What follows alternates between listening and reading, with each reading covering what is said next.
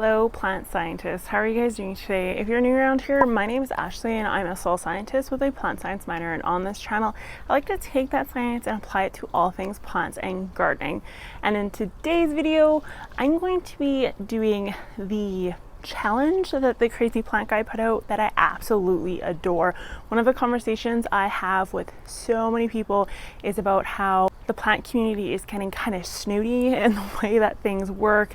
You have to have the latest and greatest, whether it's in the garden or in a houseplant scenario. And so today I am taking on the crazy plant guy challenge with my own spin to it. Carly G's done a video now about this as well, so I thought I'd join the crew. Even though I don't have many followers, I think it'll definitely help you guys out, make you feel a little bit better about your plant collection, and just help you realize that some of these plants are literally staples in my life, to the point that I would never have a plant collection without these plants in it. So what I'm going to do is I'm going to go through over the house plants that I have that are common but also inexpensive, and the equivalent dupes for those plants that are expensive and hard to get. So that is going to be my version of this. I will place the dupes right here with the average price range for a Canadian to purchase these, and it'll just kind of give you some perspective on how ridiculous the plant community can be at times, because some of these are nearly identical to the more expensive counterparts that are literally hundreds of dollars.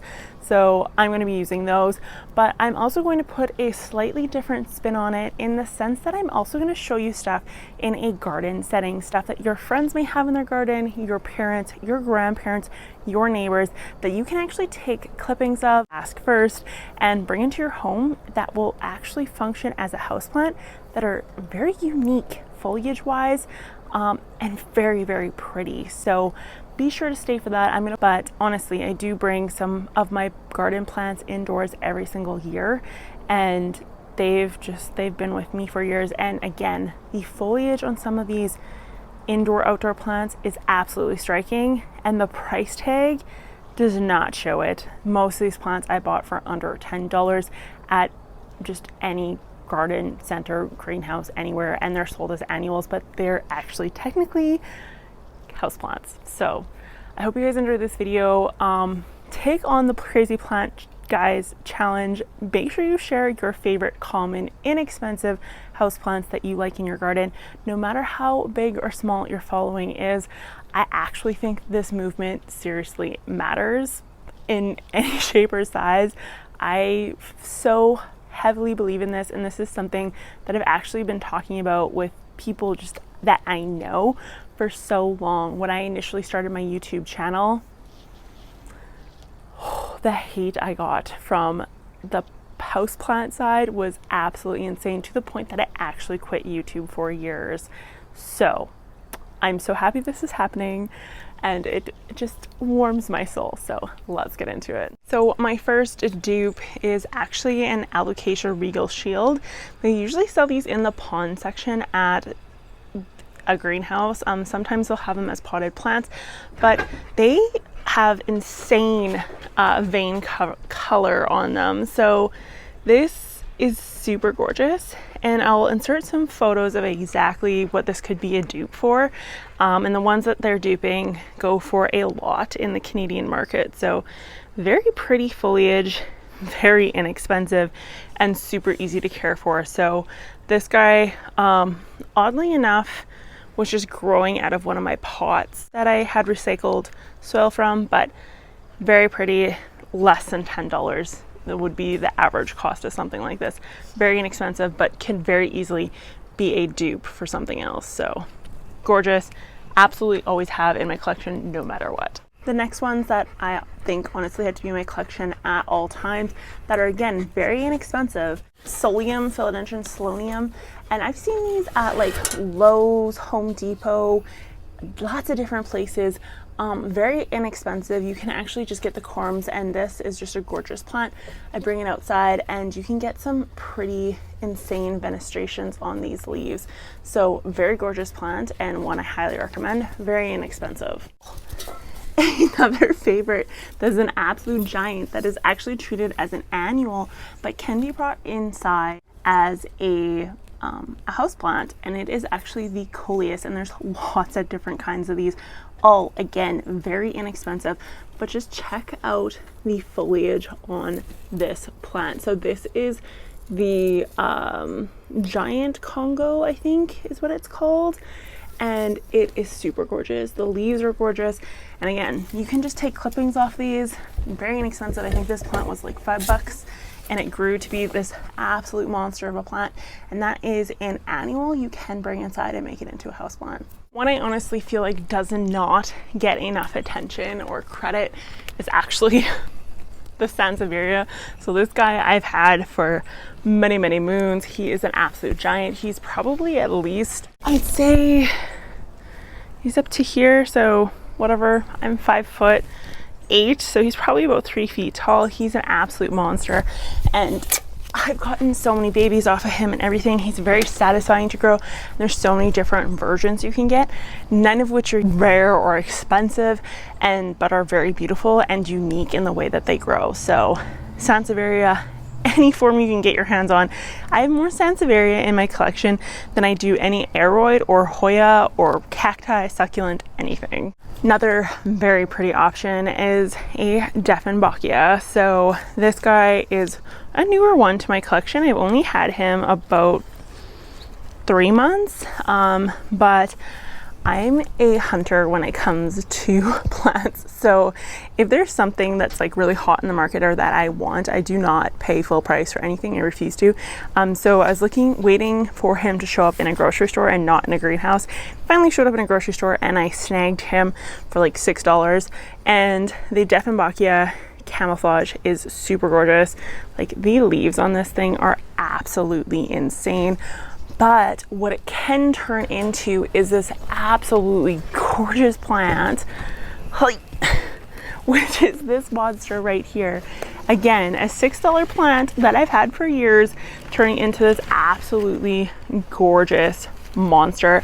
And this took about, I'd say about 1.5 years, 2 years to get like this. But again, I've taken lots of cuttings off of him, and he could be much bigger than this size, but it's just, I don't let my plants get huge. Well, I guess this is pretty big, but I like to chop them up just a little bit to keep them under control. So $6 plant, very common, but super gorgeous. So this Calathea or Maranta or prayer plant, I feel like these don't get enough credit.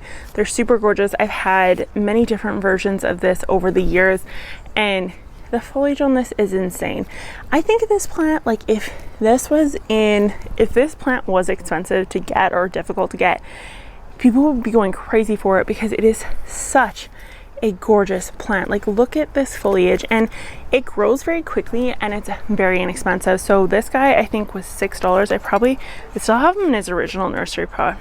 $6.99 for something with this gorgeous foliage. Now, this is from the greenhouse it was in. Greenhouses usually have fertilizer pumped into their watering systems, so this would have caused that. They're very salt sensitive, so that's where these crisping is happening. These are my old leaves from the actual greenhouse, but these leaves up here, like, come on, for $6 you cannot compete with that. It is super gorgeous. So Calathea will never go without. I have many different versions of this as well. Another one I bring inside every single year, a clipping of, or the whole plant to repot and reuse in my pots, is actually this purple heart. This is a wandering dude, which are super popular right now. Any of the wandering dudes are super popular. There's so many different versions of them. The color is insane on them. And again, if this plant was expensive, if it had a price tag attached to it that was high, or it was hard to find, it would be so sought after by even beginner plant people that this would be a wish list plant. I'm sorry, but just the way it grows, the color of the foliage in any of the wandering dudes, any of them, super gorgeous plants, indoor but also an outdoor plant. One of my second last but also absolute favorites is actually the African mask. And if this plant, again, was expensive or hard to find, people would be going savage over it. There is so many dupes for this that exist. This plant is so inexpensive. Like if you're paying anything over $15 for this plant, you're paying too much, and it is super, super pretty. So mine's looking a little rough right now, and it's because it got hit with too much sun, but the leaves on this, the veins on this plant are just super, super gorgeous, and the texture is pretty. The shape is pretty. Just overall, it's a gorgeous plant. So now we have the grand finale, my absolute favorite must-have common plant, very inexpensive, easy to find in Canada, is actually this beautiful begonia. This begonia is so underrated, it is insane. The foliage on it is incredibly striking. The foliage on this plant is super unique and beautiful, and not only does it have a totally bizarre shape leaf-wise, but it also has incredible colors on it, and it is huge. It is massive. It is at least 2.5 feet tall. It doesn't need special humidity. It's not particularly prone to any bugs. You can bring it outdoors in the summertime, indoors in the winter, and it's a plant that just keeps on giving. And again, very inexpensive, and you should be able to find this almost nearly anywhere. It is called the Begonia Gryphon. So super, super pretty, and it just is in my life year after year, no matter what. It's in my life. So thanks so much for watching, guys. If you're new around here, be sure to hit that subscribe button, especially if you made it to the end of the video. It means you like me just a little bit, so stop lurking and just subscribe. If you guys have any video ideas that you would like to do that's kind of science-based, either around plant science or soil science, please let me know in the comments below. I am more than happy to do them for you. I get to nearly everyone's comments, questions, and sometimes you even get featured in your own video. So like I said, hope you guys enjoyed, and I will see you guys next time. Bye.